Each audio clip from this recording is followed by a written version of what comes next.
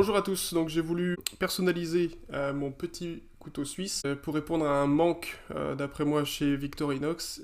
Donc il y a dans les petits couteaux suisses ceux avec plaquettes. D'accord, donc soit comme ici avec la lumière et le stylo, soit on peut retrouver le cure-dent et la pince à épiler. D'accord.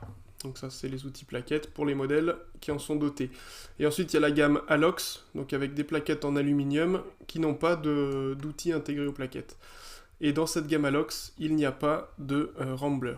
D'accord, donc c'est-à-dire celui qui intégrerait uniquement ces 4 outils pour le garder le moins épais possible et pour moi le plus utile possible.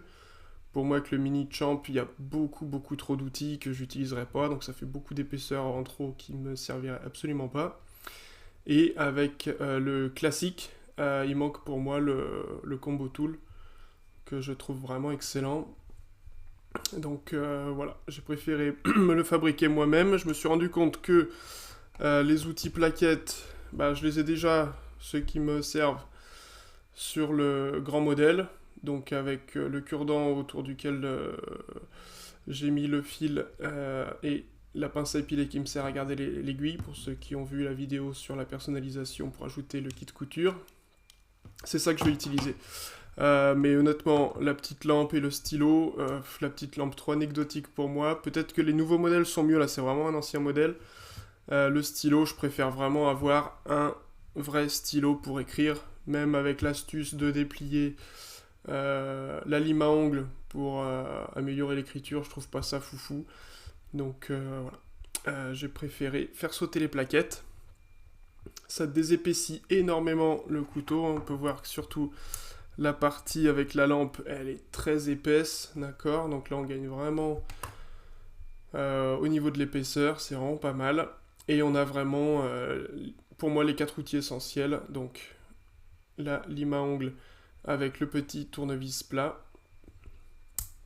On a le combo tool qui est aimanté, petit tournevis cruciforme qui est parfait pour énormément de vis, surtout les vis des jouets à pile pour les enfants, pour aller les chercher, c'est vraiment parfait.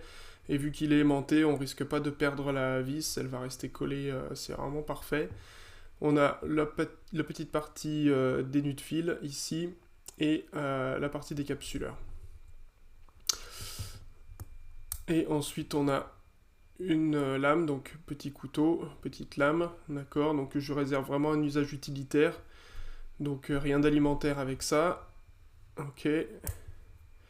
Et surtout, ce que j'utilise je pense le plus, c'est les petits ciseaux Victorinox, ils sont vraiment très coupants, ils sont auto-aiguisants, les lames sont légèrement recourbées sur elles-mêmes, et voilà.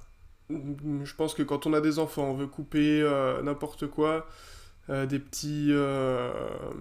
étiquettes, des fils, on veut ouvrir un colis, on veut faire n'importe quoi, c'est beaucoup plus sécurisant ça que sortir une lame de couteau. Voilà, avec aussi l'astuce, on peut le déployer comme ceci pour venir ouvrir un colis. Voilà, vraiment pour moi, les ciseaux c'est essentiel, donc vraiment génial. Et comme ça, je trouve qu'on a un très bon rapport épaisseur-outil, vraiment très utile. Et voilà, pour moi c'est parfait comme ça, et ça répond au manque d'un Rambler Alox chez Victorinox, que je trouve dommage, mais voilà.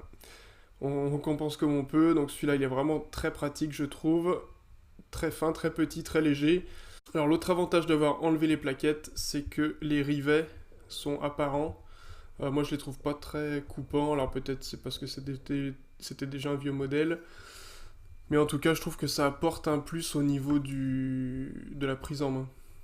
Voilà, si on veut forcer sur quelque chose, je trouve qu'on y arrive beaucoup mieux en s'appuyant sur les rivets.